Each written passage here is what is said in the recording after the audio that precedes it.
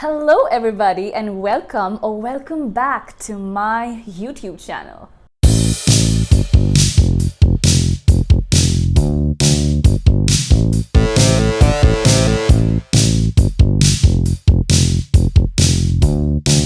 This is my first YouTube video of 2024, so please don't mind the framing of the video or the lighting of the video or just the technicalities of it, because it's taken me too much to not want to just up my game, because that was the plan in 2024. I was like, what, better background, I'm gonna hire an editor and I'm just gonna shoot in a professional space with professional setup, and those things are still very much in the back of my mind, but there's just so much happening and I felt like if I don't start, I'm just gonna let all of these things stop me. The idea is not perfection, the idea is execution. So here I am, and from the title of this video you must have realized by now that we are going to be talking about the roadway to being a Miss India. Now I am obviously talking about national pageants like a Femina Miss India or a Liva Miss Diva or a supranational or a grand and stuff in those lines basically, but of course this will hold true to all the other pageants also that you want to try and venture into. Now this video is going to be coming from a perspective of somebody who's seen the different side of the industry, right? I also have been judging a lot of pageants and have been understanding the industry from the business perspective, and my suggestions to the roadway is going to be different in this video, and I think this is something that is also a perspective that you should get. Now we all know the basis of your pageant audition is your ramp walk, your introduction, and then your question and answer.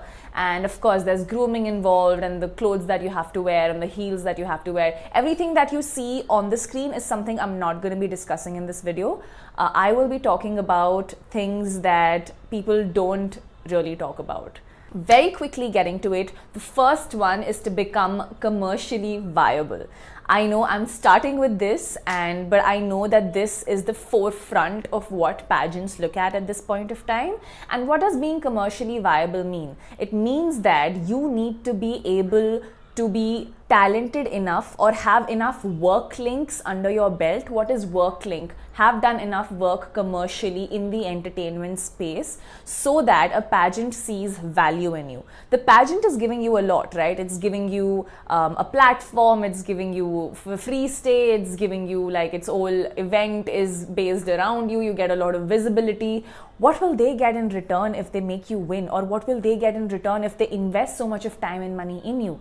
They see a long-standing relationship with you after the pageant, right?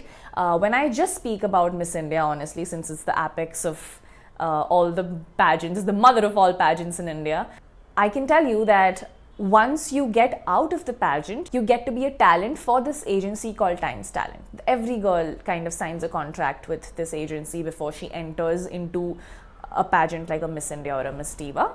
And in hindsight, now that I think about it, I personally did not have work links under my belt. Also because I didn't have a coach like me, to tell stuff like this. But basically, the reason I believe that they chose me is I had social media I had a lot of things to show. I could show that I could dance, I was showing that I could act by all the skits that I would do. I showed that I could dress well and look a certain way, and they just saw a lot of potential is what I can tell already.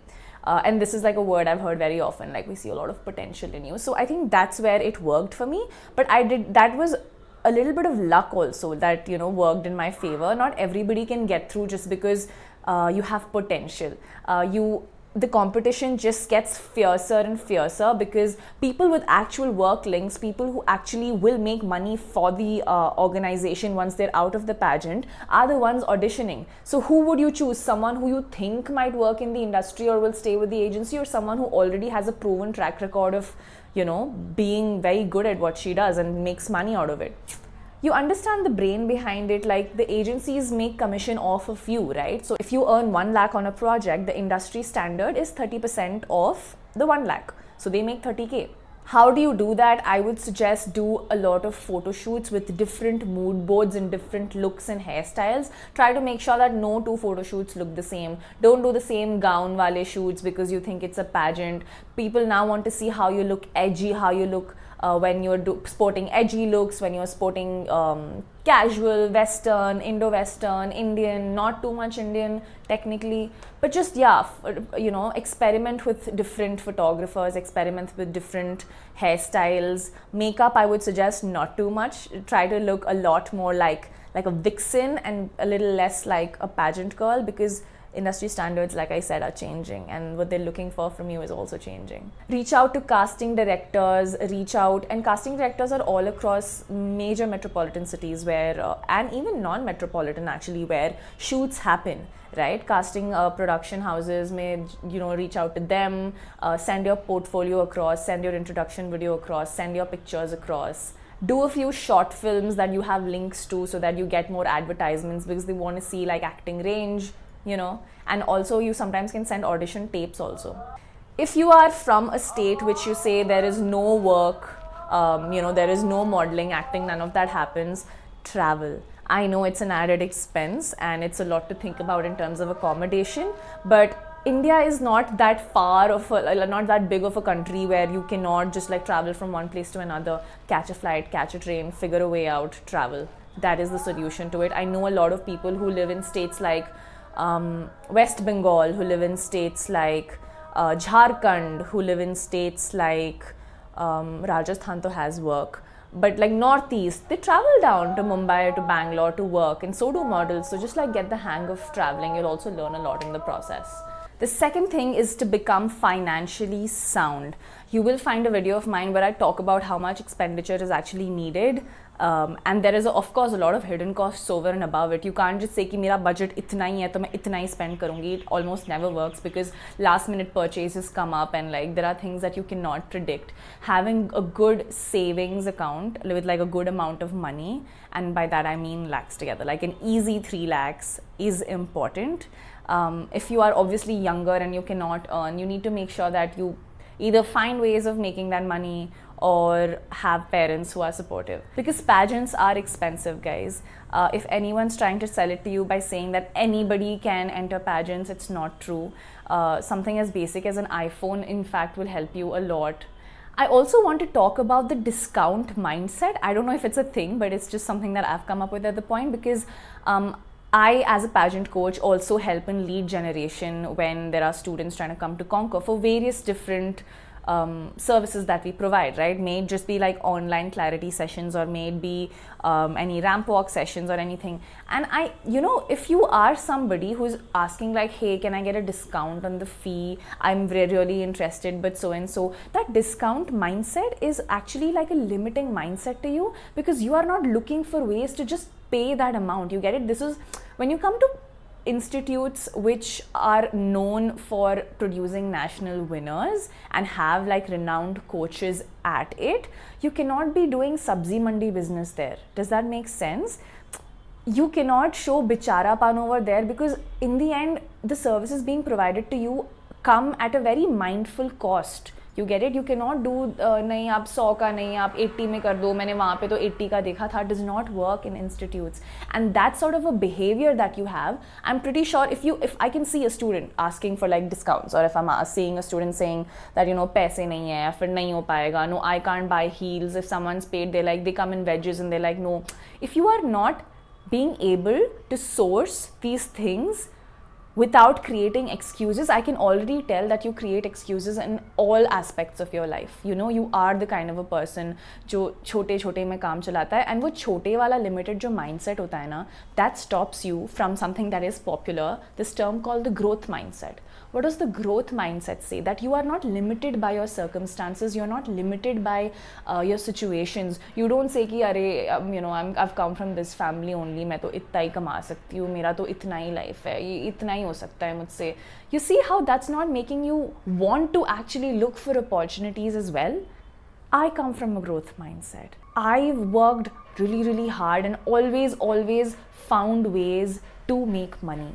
It's abundant, it is there. Make yourself capable enough so that people want to hire you for things. And I'm just not sitting here as a 25-year-old talking about, hey, you know, like I know how to earn, because by 25 I'm expecting everybody knows how to earn. But even when I was 19, even when I was 20, there are multiple ways to make money. I'm very proud to say that I don't think, apart from of course the college fees that my parents have had to pay, I don't think anything else has been on them.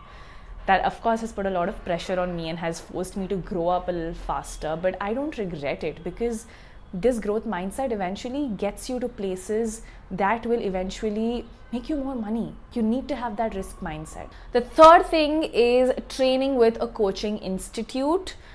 Why is it important? Just like when I went to give my CAT exams, I trained with Time as an institute for a year. It's just like giving an exam. There are so many different aspects involved, you know, there's not just one thing. Just like in an exam, you have to prepare for English, you have to prepare for logical reasoning, you have to prepare for quants, you have to prepare for GK, and there are various ways and techniques that they tell you how to solve certain things, right? Even though you learn from the internet, how much of it can be in one place? You're just going to get scattered with everything that's available online. Similarly, a coaching institute is a place which combines everything you need to know about personal development and grooming and pageantry as a whole by experts, and puts it all under one roof, right? So it's worth investing in. How do you choose a coaching institute? That's also important. You choose a coaching institute based off of seeing if they actually have had results in the past, they actually have produced winners, by seeing how legitimate they are, honestly. Who are the coaches, you know? Do they have maybe a title to their name? Do they have experience under their belt? Do they know what they're doing? Do they know what they're talking about? Here also you will find different ranges. Absolutely, you should find something that fits your budget. I would never say go out and bilkul kangal ho jao, you know, in order to get the best, because it's not sustainable. But at the same time, do not fall for institutes that just are starting off, or do not have like enough knowledge to show. If they are someone who gatekeep a lot of information saying ki aoge to pata chalega, you get it? Like, secure coaches, secure institutes are not afraid of giving knowledge to people, because they know that what they offer is unique and their standards are up there, and they are not really afraid of imitation as such, because they cannot be them. You get it? And you need to look for institutes like that. Institutes that teach you more than pageants. Institutes that teach you the different ways you can excel in life. The next one would be to network with the right people.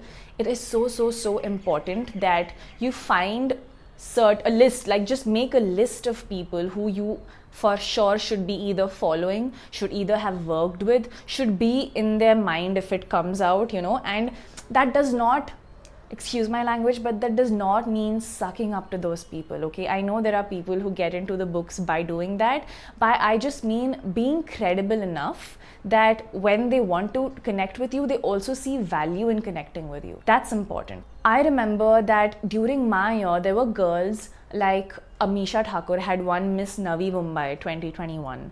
Sifat Sehgal had won Miss Face of Humanity. These are pageants that happen in Mumbai.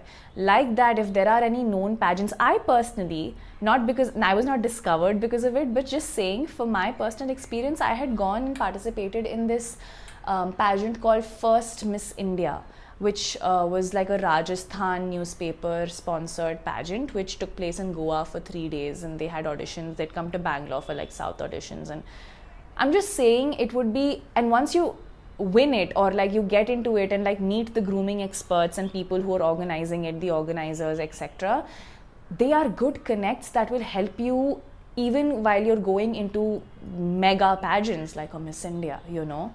I personally know that the contacts that I'd made through First Miss India, they helped a lot throughout the pageant. And sometimes it was just through moral support, sometimes it was by actually investing. When you have like your BWAP projects, which was a keto project for me, and you had to raise 2 lakhs, and 2 lakhs is a lot of amount to raise in a span of like 30 days.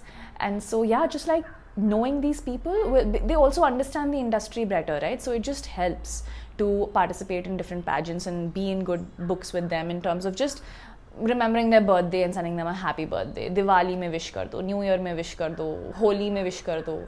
You know, just that's just the way you keep in touch. Make an Excel sheet if you want to open it every morning and just go through ki acha kis se kya kya baat karni hai. Not every day, once a week, once a month, well and good. You are just there.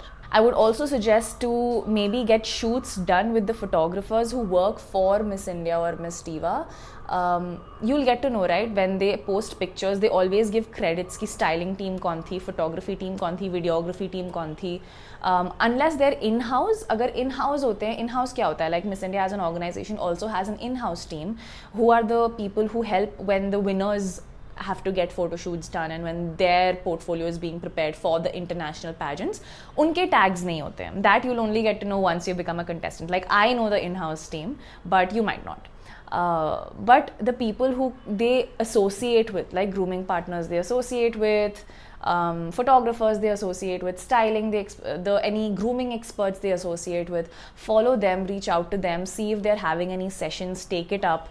Investment shayad lagegi, but it is a good investment to make. The next point is learn skills that go beyond pageantry. If we've noticed in the last few years, Shweta Sharda, who's the current Miss Universe India, was a dancer, and she's been a dancer, a choreographer for a really long time.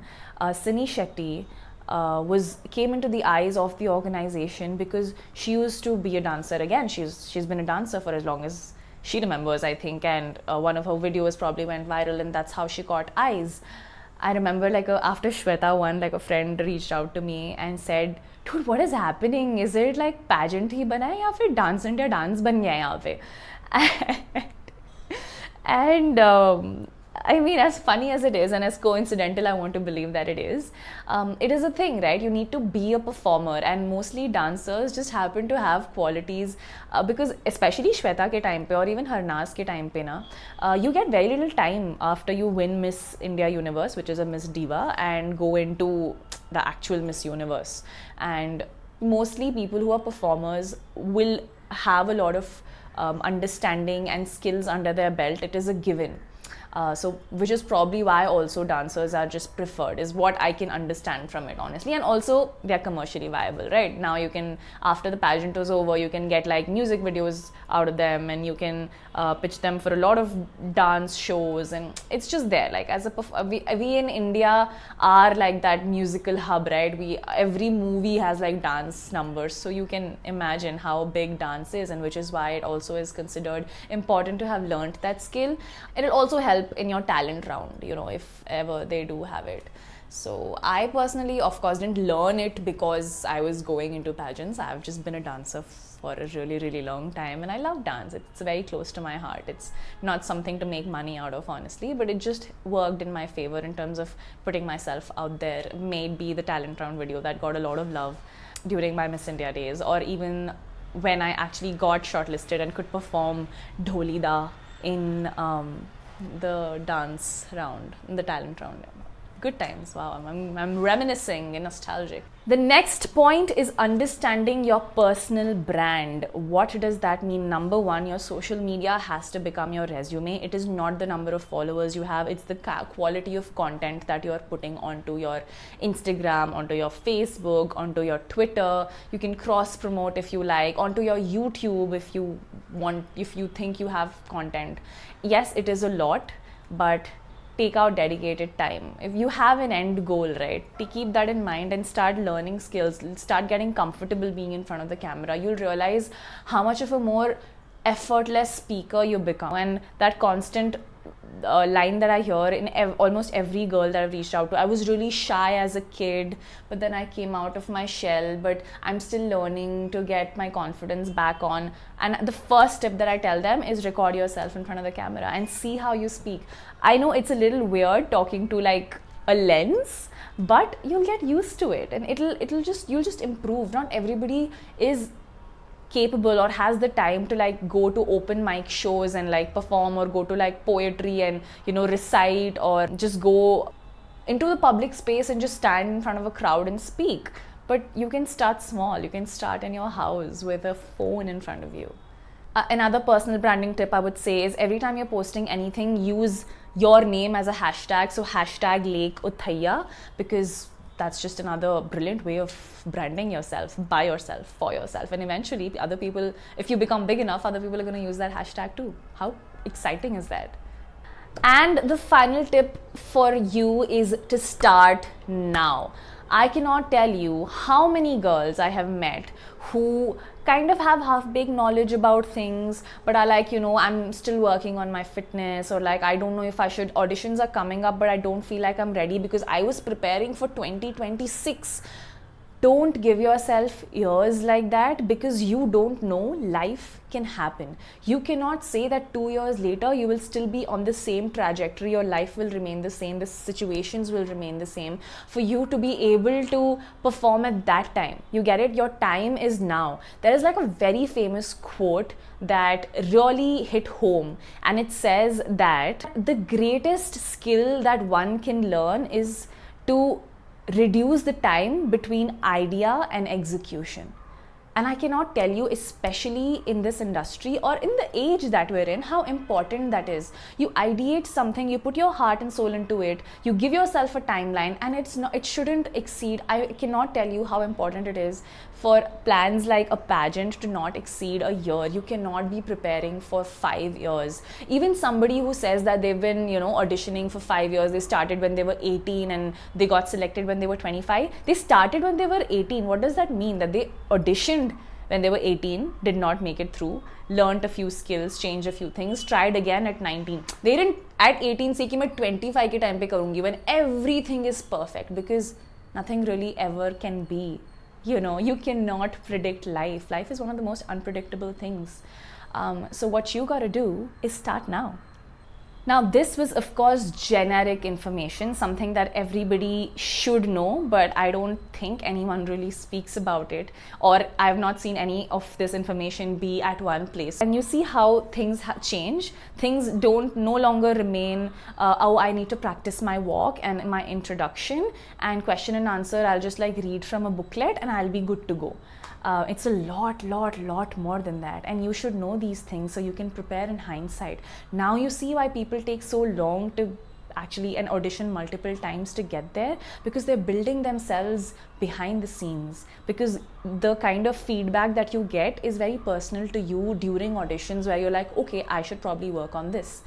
And if you don't know, I myself am a pageant coach, and if you want customized understanding of where you stand, what your specific roadmap should be to going into pageants or going into the modeling industry, given that I have a fair amount of experience in both of these spaces, you should absolutely start by booking a clarity session with me, where I can talk to you one-on-one and clear all of your doubts, anything that you might have, any understanding that you might need, maybe you don't need a whole course, maybe you already have been trained from somewhere else, but you're just stuck somewhere and you need some guidance and you need a fresh perspective from somebody who's been there, done that.